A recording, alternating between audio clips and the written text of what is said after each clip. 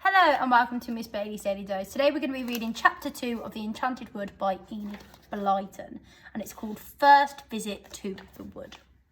The three children had no chance to visit the Enchanted Wood until the next week because they had to help their mother and father all they could. There was a garden kit to get tidy, clothes and kitchen things to be unpacked and put away, and a great deal of cleaning to be done. Sometimes Joe was free and could have gone by himself. Sometimes the girls were sent out for a walk, but Joe was busy. None of them wanted to go without the others, so they had to wait. And then at last, their chance came. "You can have your lunch outdoors today," said Mother. "You've worked well, all of you, and you deserve a picnic. I'll cut you some sandwiches and you can take along some nice fresh milk." "We'll go to the wood," whispered Beth to the others, and with excited faces and beating hearts, they helped their mother to pack their picnic into a big basket. They set off. There was a small gate at the bottom of their back garden that led into the overgrown lane running by the wood. They unlatched the gate and stood in the lane. They could see the trees in the wood and hear them talking their strange tree talk. "Wisha, wisha, wisha, wisha." "I feel as if there are adventures about," said Joe. "Come on, over the ditch we go and into the Enchanted Wood." One by one, the children jumped over the narrow ditch. They stood beneath the trees and peered about. Small freckles of sunshine lay here and there on the ground, but not very many, for the trees were so thick. It was dim and green there, and a small bird nearby sang an odd little song over and over again. "It really is magic," said Frannie suddenly. "I can feel magic about somewhere, can't you, Beth? Can't you, Joe?" "Yes," said the others, and their eyes shone with excitement. "Come on."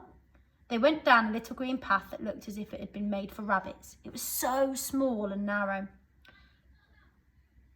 "Don't let's go too far," said Joe. "We'd better wait till we know the paths a bit better before we go deep into the wood.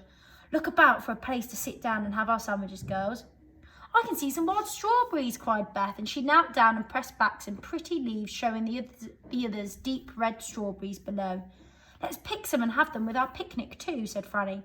So they picked hard and soon had enough to make a fine meal. "Let's sit down under that old oak tree over there," said Joe. "It's all soft moss beneath. It will be like sitting on a green velvet cushion." So they sat down and unpacked their sandwiches. Soon they were munching away happily, listening to the dark green leaves overhead saying "wisha, wisha" all the time. And it was whilst they were in the middle of their picnic that they saw a very peculiar thing. Frannie noticed it first. Not far off was a clear piece of soft grass. As Frannie looked at it, she noticed bumps appearing on it. She stared in surprise. The bumps grew. The earth rose up and broke in about 6 places. "Look," said Frannie in a low voice, pointing to the piece of grass. "What's happening over there?" All three of them watched in silence, and then they saw what it was. 6 big toadstools were growing quickly up from the ground, pushing their way through and rising up steadily. So here are the toadstools that are coming out of the ground. "I've never seen that happen before," said Joe in astonishment. "Shh," said Beth. "Don't make a noise. I can hear footsteps." The others listened. Sure enough, they heard the sound of pattering feet and little high voices. "Let's get behind a bush quickly," said Beth suddenly.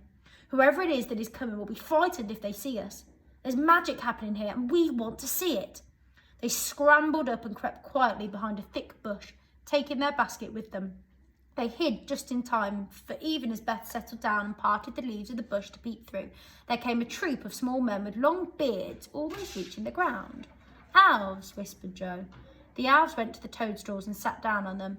They were holding a meeting. One of them had a bag with him, which he put down behind his toadstool. The children could not hear what was being said, but they heard the sound of the chattering voices and caught 1 or 2 words.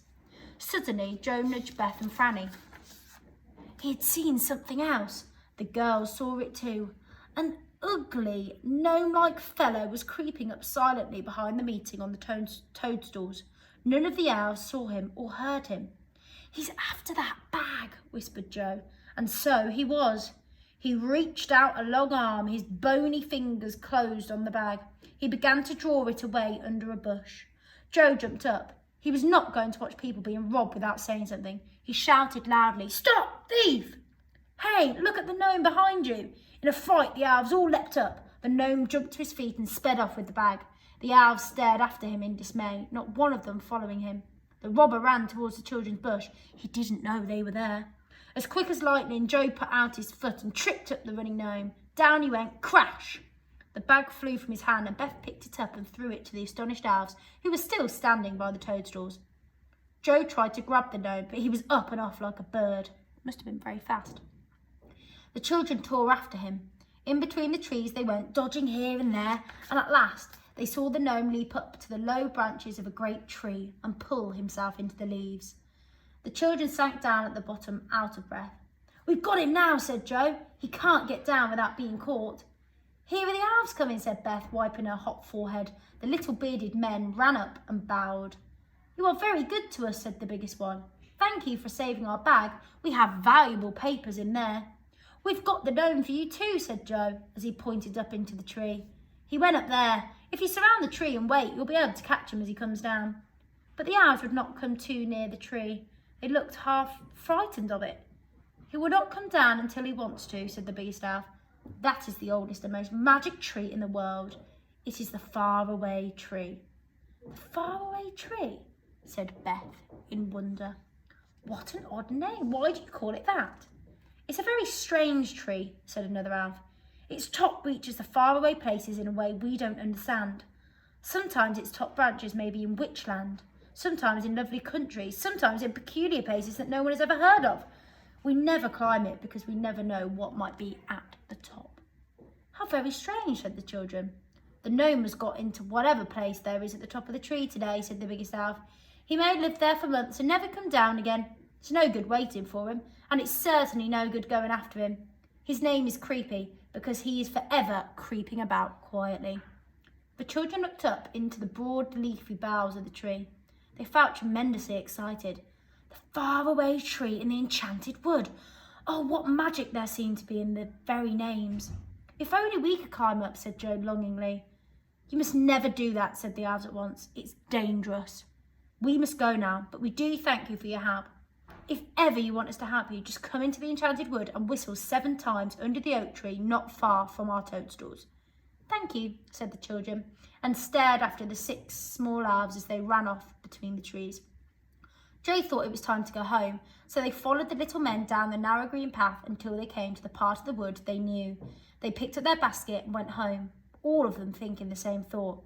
"We must go up the faraway tree and see what is at the top."